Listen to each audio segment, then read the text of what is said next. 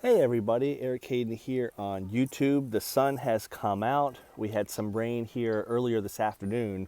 In fact, if we did this video just about an hour ago, rain, lots of clouds, kind of a dreary day, but the sun has certainly come out. The point of this video is to do an update on the roses from Palatine.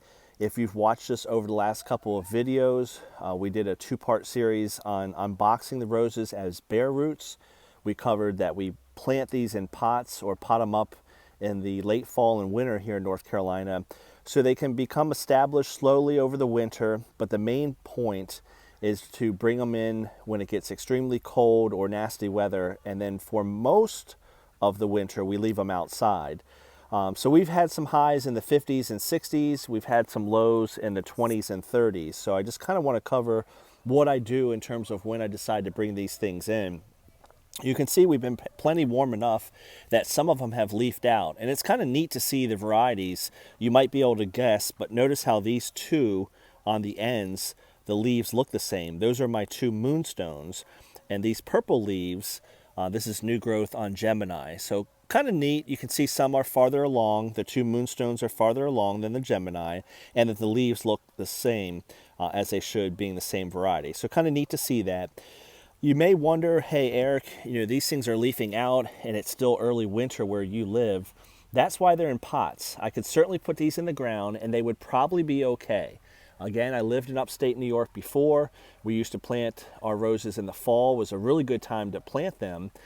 Even with snow flying in a cold winter, they would remain dormant, and I never ever lost any roses over the winter with that method. In fact, I've won Queens of Show the following spring after getting a fall Bareroot rose in the mail. So very, very successful with it.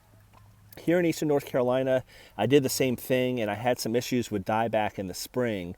Our spring tends to be the harshest on roses here, and it kind of sounds contrary, but it's because they don't typically go fully dormant here, so they can leaf out as early as February.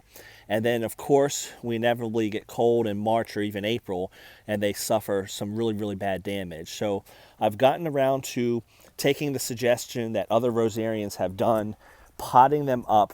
It gives you more flexibility if the weather turns bad. So now the other point I want to make, what do I do with these in the winter? You're looking at it. Most of the time I just leave it outside. If it's warm, like it has been this winter, they start to leaf out. If we get cold at night, I still leave them outside. Last night we got down to 30 degrees. Very briefly, but nonetheless, you don't see any damage on the roses. They're more than fine. And the reason why I'm leaving them out when they get down to 30, even 28 degrees, is I don't want them to be pushed any harder than they are. They're already leafing out, but having some of those cold mornings will slow the growth as much as possible.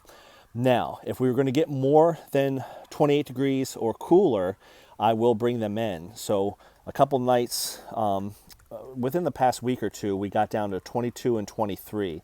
On those nights, I brought them into the garage, not the house. Again, I want them as cold as possible, as close to what's going on outside, so they're slow growing. So that's it. Just want to give you an update on these. We will continue to track them as we eventually pot or leave them in the pots into the spring. Probably not planting these until early to midsummer next year, and we'll track that progress right into the fall of next year. You'll see that these will be well established in our bed by fall of 2021. Hope everyone's doing well. I appreciate the new subscribers. We continue to gain those. I won't be doing quite as many videos here in the winter because we're not doing quite as much stuff.